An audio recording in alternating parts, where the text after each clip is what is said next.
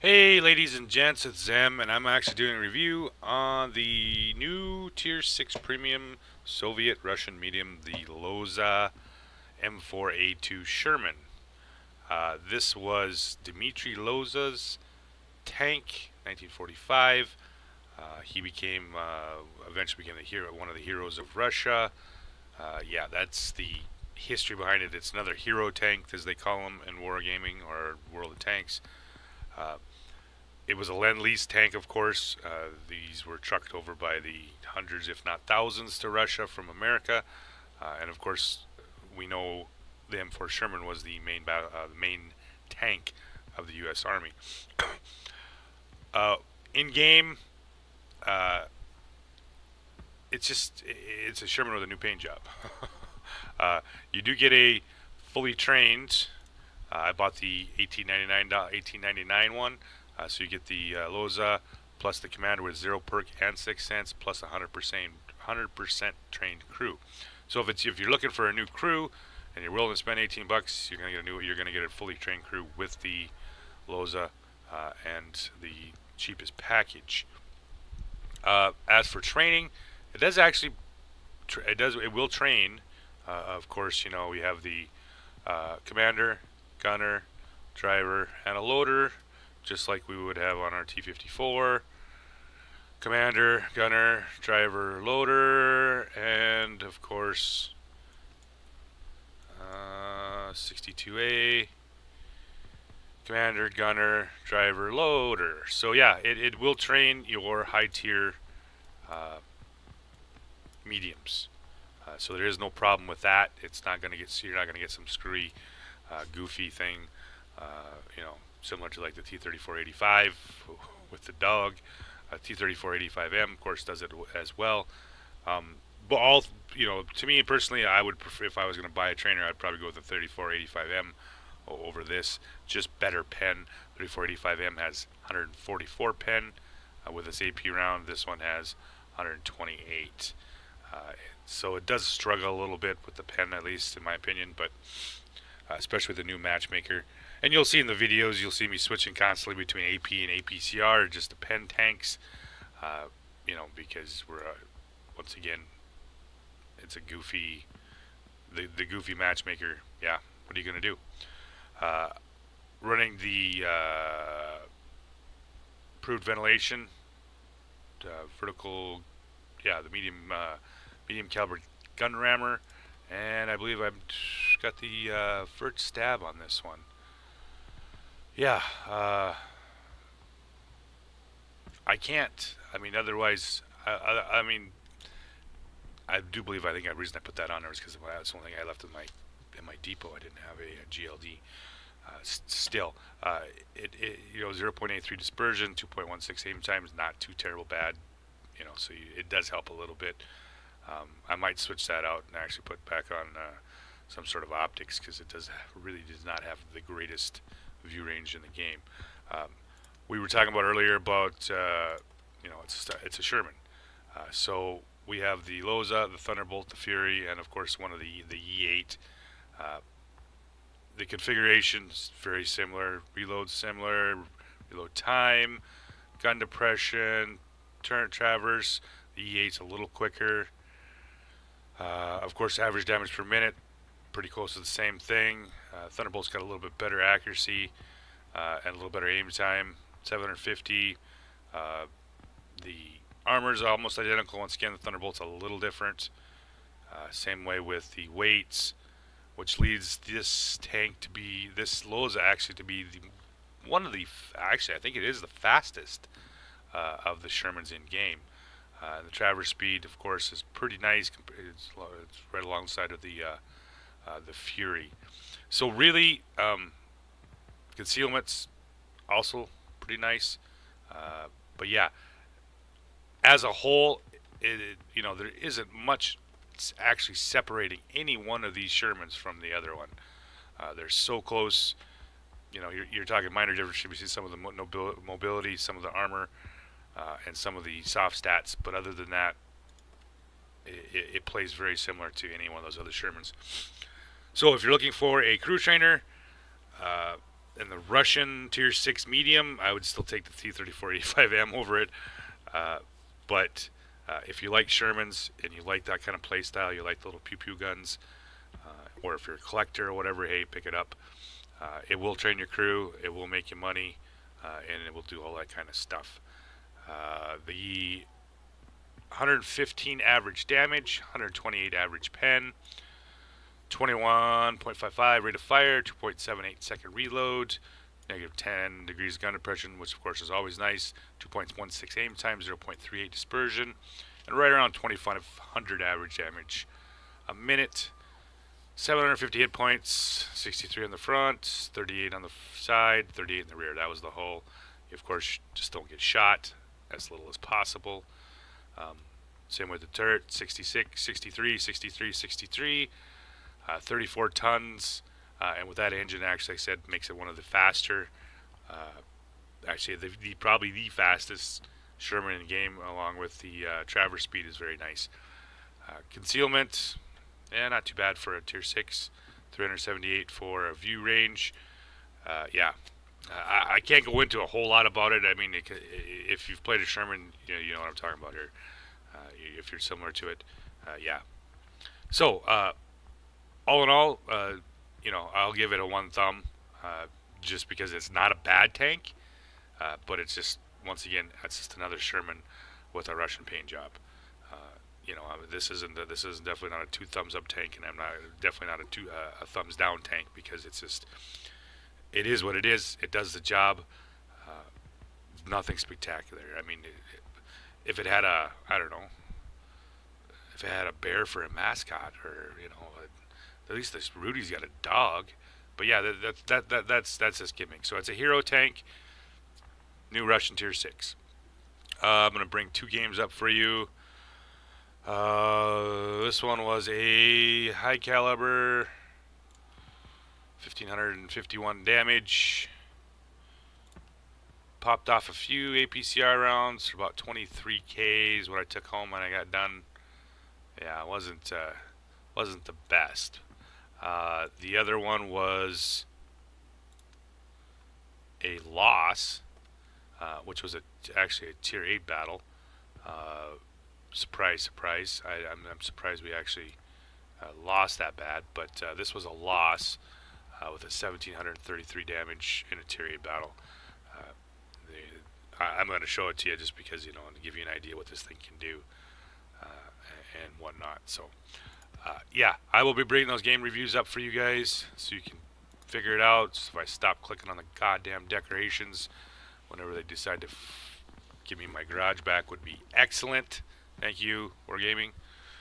And yeah, so yeah, I'll be bringing up them games, and you can guys kind of get a look at, see what this tank can do.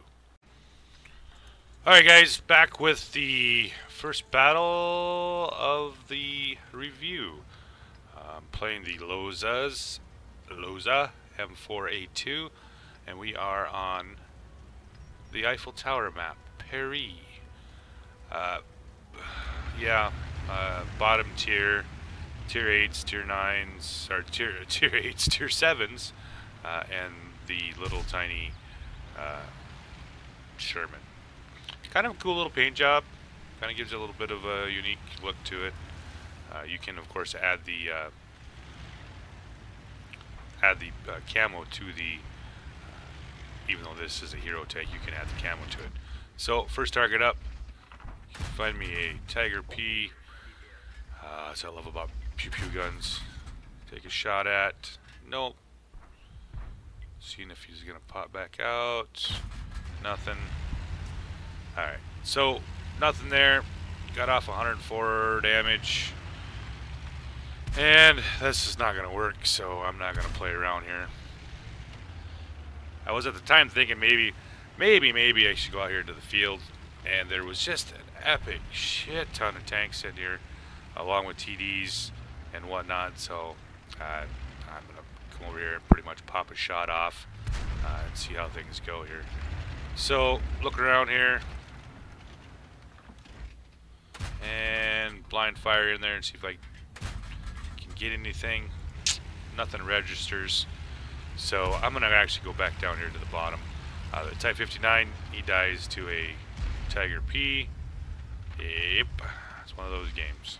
So I'm playing a little bit conservative here, just because I'm bottom tier, and I'm in a Sherman. For Christ's sakes, I mean, if that Rheinmetall's carrying the big gun, he can one-shot me. So this gun, for the most part, is pretty decent. You will get trolled on occasion, but for the most part, you'll hit what you're aiming at. It does troll you more times than not, but once again, 0.38 dispersion. There's not a whole lot you can do about it. So sit here and look a little bit, kind of hoping that 37 is going to come back, but then I realize that he's dead. Right about now. I swear, I'm getting old. I don't know why. Took me that long to realize that 37 was dead. So back on the roll here. Rheinmetall is working the shit out of our team. At this point, he's been hiding in that bush back there, and I'm not terribly sure why our artillery hadn't blind fired that multiple times, because he does all game is just sit there at the edge of that corner right there and fire at whatever he can see gets popped up. So move over here. I'm going to try to give this Tiger P a little bit of help and see how it rolls. So move over here. I'm looking for the Rev. Hopefully he's going to pass and go back the other way. But he doesn't. But I do find... Ooh, LTTB. One shell onto him. Another shell onto him. He's backing up. One more shell on him. Can I get him? Nope. Bounces. And that, of course, is what I mean by the not so great penetration on this tank. Now I have an SU-152, and I don't want to stare at that because... bad things happen to little tiny tanks when big derp guns look at you. So I'm going to see if I can give this Tiger P a little help here and see if I can try to get this moving. A43, Tiger P, T71. Yeah, I'm not going to pay any attention to that. So I'm just going to sit here and wait and be a little bit patient and see what we come up with. So ISU-152 kills the Jackson. And that's about the time I notice that they're going to get a push on here. So fire one shell in there. Yeah, no, I'm not going to stare at that guy. Notice that these guys are pushing right now. So I'm going to back up here and see what I can do to help them out here a little bit. Find me the ISU-152 on the side. Light him on fire. Get another shell into him. Try to knock him out because he is a fairly... He's a well worth target to actually shoot or actually kill. With those big derp guns, there's a good chance he can take out a few tanks here. So I think a little bit better of it. I'm not going to pull out and do a little side scraping here. The SU-152 is sitting there really just staring at the corner right here. So I'm thinking about it. Nah, you know what? No, I don't think that's going to work. So we are essentially tied right now here. So I'm pulling back. About that time I know the IKV-65T2 is running in, and he finally does kill, the Tiger P finally does kill this guy. So I'm going to move around to the back side here so I get a little bit better angle. I got an ISU-152, of course, and the T-43. And it's just going to peek up here and see what I can find. Yeah, there we go. See if I can get that Tier 7 knocked out. Finally get a couple shells into him. Finish him off. And nope, denied. Alright. So the Tiger P pushes into the A43. The A43 kills the T71 and the Tiger P. Yeah, that didn't work out too hot. So we're down 9-12 right now. And I've completely switched to premium because I cannot afford not to pen. The game's too close. So I'm going to see if I can find me the A43 before he gets away. I'm sure he's running. And that's about the time I seen the Cromwell B, and of course has moved in on the Comet. The Type 58 has been playing, actually just a little too passive. He never left that spot the whole game. So I'm going to push up in here and see what I can do. I'm going to try to get in behind here so I can put a shell into that Cromwell B and see what we can do here. But I know there's a T-43 sitting here on the corner. It's about the time I noticed the A43 running across the backside.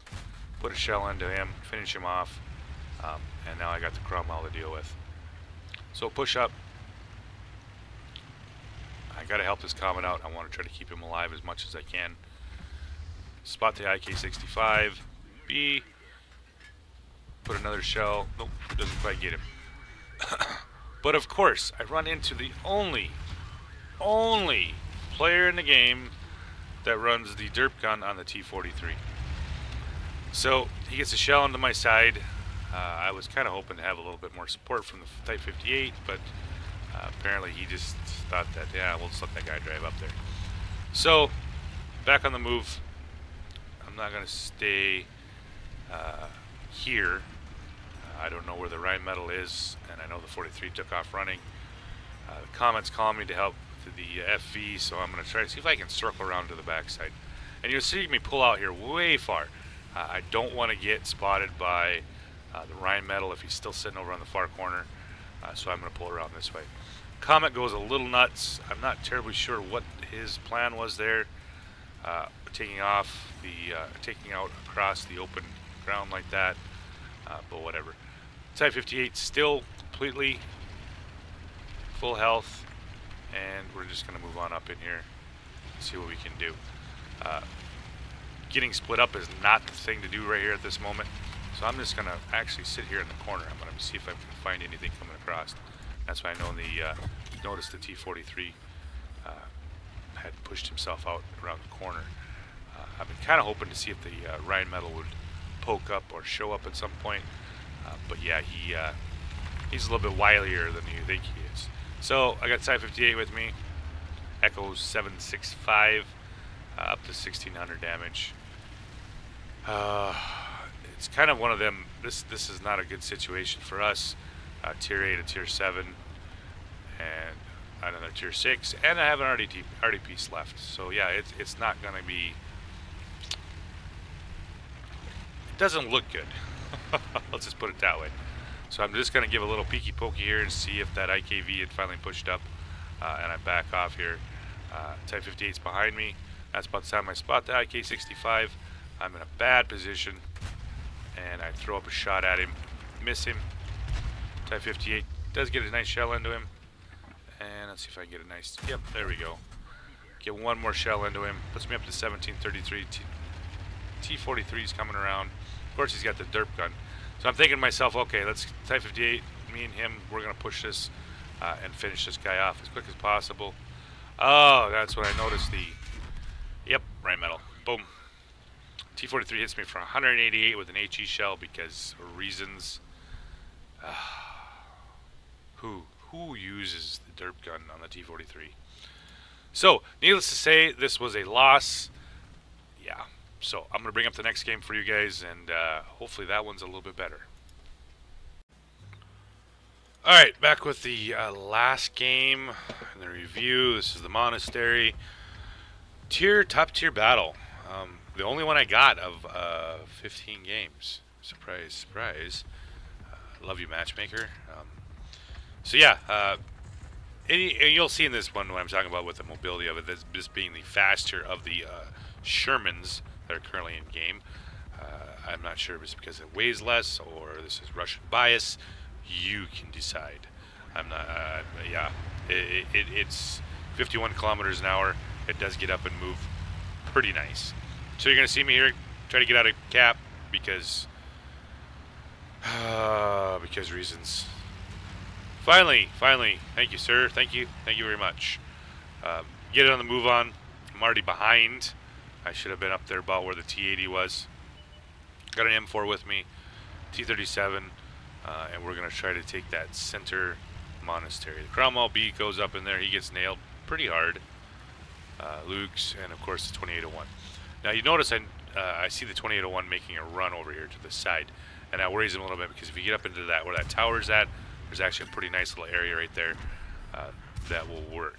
So he's actually somewhat of a danger, and I'm going to, of course, knock him out as quick as I can. The T-28, surprise, surprise, actually pens me from the front. I guess not that surprising. That is actually a pretty good gun. So you notice once again with the mobility on this thing, with the speed, uh, it does work better than most of the Shermans would at this point. The other Shermans are relatively slow, so yeah. With that little extra oomph, it does move. It does get around pretty well. So I'm going to move up here on the ground mile. Would like to get this area in the monastery cleaned up as I can. Of course, I bounce off the side of the Cromwell for reasons. Cromwell's working over the 37 pretty hard, and so I'm going to decide, all right, okay, let's back up in here. Cromwell's just a one-shot, and I'd really like to control the Abbey at this point. So I squeeze my fat ass through the doorway, find the Cromwell, yeah, finish him off, take the Abbey, and now it's time to see what we can find. Find the T28. I'm trying to get a shot on him, but he's nice enough to move out in front of it for me. Put a shell into him. I thought maybe I'll get a chance here, but nope. Let me finish him off. He dead. Artillery does a nice job there. Yeah. So, find me the M4. Put a couple more shells into him. Put another shell into him. And by that time I do get spotted, so it's time to hide. Or at least get a little better position to shoot at stuff. So I move up in here, and what I'm trying to do here and is try to get some shots in here on the back side of these tanks as they move up. Unfortunately, I can't quite do it. They haven't moved out far enough. The Sherman is sticking his nose out, but I don't react quick enough to get the shot on him. A little bit like, you know, this I hope you understand what the mobility on this thing is. You know, of course it's not Cromwell ability, but it's definitely not the same as you would get with some of the other Shermans. So I put a shell into the Matilda. The RNG on this gun can be very trolly. Sometimes you can pull off some bullshit RNG, and the next time you're going to do stuff like that where you're fully aimed in on a Matilda and it goes low and hits them in the track. That's the problem with the Sherman guns. Not just this tank, but just about all Shermans in general have a little bit of issue. It's tier 6 guns, you know. It's like driving the Cromwell. You know, you're going to have some issues once in a while with RNG. No matter how well you aim, they have a tendency to kind of fly all over. So the Luke's, the Wolverine, and the M4 move up. They have the M5 Stuart and the Leopard, and I'm going to pull down over here. I got him going into cap. Churchill's going into cap. I know I have a Matilda off to the right, so I'm not going to charge out in here. And this is kind of where I said, you know, I prefer for the most part some sort of optic on my mediums. And I wish that this time, instead of having the GLD, I wish I would have had the decoded optics. Churchill, I'm not sure what he's going to do, so I'm just going to back up here and see what happens. And that's about the time that he gets spotted by artillery, making his way up into cap. So I'm just going to sit and wait, see what happens here. He's moving slowly along, slowly. Oh, put those little ridges in there. Can't quite get it. Finally get a shell in on his side. And, yep, there we go. Finish him off. And we have a Matilda, and the game is tight right now. This is one of those games where you don't want to fuck up or pull off the wrong maneuver. So got the M4 off to my right. Matilda was straight ahead, and that's about the time I spot the AT2. And as usual, the bullshit of the M2 or the AT2 is always top notch. So let's see what we can do here with this amazingly 128 millimeters of penetration. And nope, can't get the hatch, can't get the cupola, and fuck it. I'm not gonna dick around here. So drop a shell into the AT2. I was more worried of the fact that I'm not sure what kind of gun he was flying, because they occasionally, I think, they has that derp gun still, and those things hurt if you get hit with an HE shell. So we finish him off. Puts me up about 15 or 51 damage, and I'm off looking for the M4 that was sitting up here earlier. I'm not sure what he's at, but he pops up to the bottom. So it's time to see what we can do down here. He derps out the Lukes, and you know, once again, mobility on this thing, cannot complain. It moves out real nice, gets along. It is not a slacker when it comes to that. And it's a Sherman, for Christ's sakes, right? Right? Can you go around with that? Got the Ma Deuce in the back. And we are off. M4 drowns himself because, you know, that's what you do. So, yeah, all in all, one thumb up on the tank. I'm not going to give 2 thumbs up because it's just another Sherman. But for, you know, being a solid premium tank, it's okay. So, hope you guys enjoyed the review, and we'll be bringing up some other stuff a little bit later. Thanks, guys.